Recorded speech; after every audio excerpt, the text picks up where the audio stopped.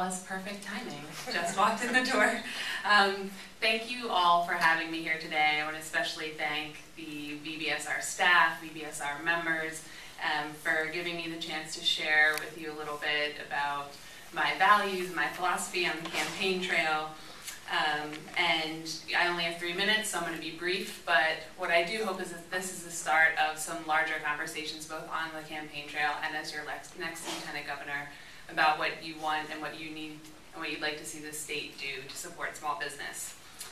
So a little bit about me. I've spent the past decade really working on the ground and behind the scenes on some of the biggest issues we face. So this includes domestic violence, it includes access to healthcare, access to transportation, childhood hunger, and most recently in the State House on healthcare reform. And I do have to give a special shout out to Dan Barlow, Andrea Cohen, and some of the great business owners like Bram Klepner of Danforth Pewter and Don Mayer of Small Dog Electronics, who have really had the courage to speak up at a time when it's easier to defend the status quo on healthcare. And I've worked with these leaders and many others in the State House as an advocate, but now I come before you as a candidate for statewide office. And the real desire to bring my knowledge and my passion and what I feel is an unwavering commitment to universal health care, to renewable energy, to affordable childcare, sustainable economic development to bear in the office of Lieutenant Governor. And I've heard a lot of stories already on the campaign trail about what small business owners are facing. From a woman at Shelburne Day who owns a publishing company who's spending nearly $10,000 a year on health insurance for herself and her 2 children, to a woman who runs the Northfield Veterans Center that we just visited last week. She has 2 children in active duty service. She was laid off from a large employer and decided to go work at this homeless vets shelter. And she and her husband have forgone health care for 3 years because they didn't want to take money out of what it costs to run the program. So they're just crossing their fingers.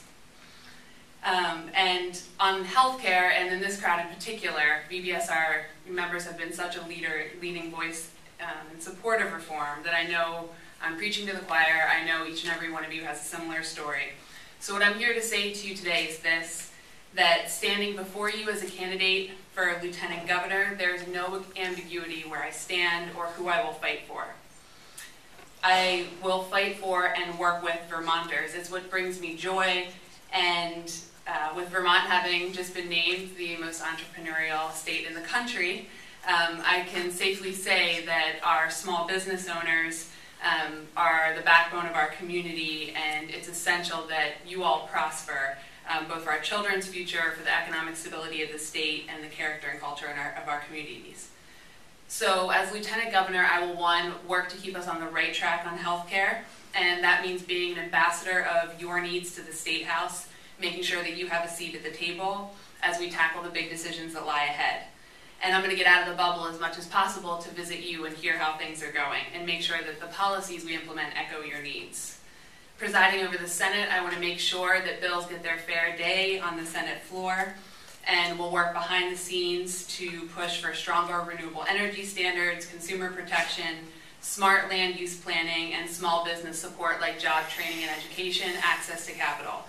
And in May, June, when the session wraps up in 2013, I would love to use the Lieutenant Governor's office as an incubator space to tackle some big issues, starting #1 with affordable childcare. It's a huge issue on the campaign trail and something that we have to solve, and I would love to work with the governor to do that.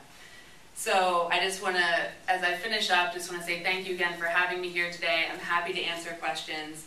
I think that I have good instincts, a strong track record of leadership, and a deep desire to serve the people that I love in the state that I love as the next Lieutenant Governor, and I hope that you will join me at the polls in November in making that happen.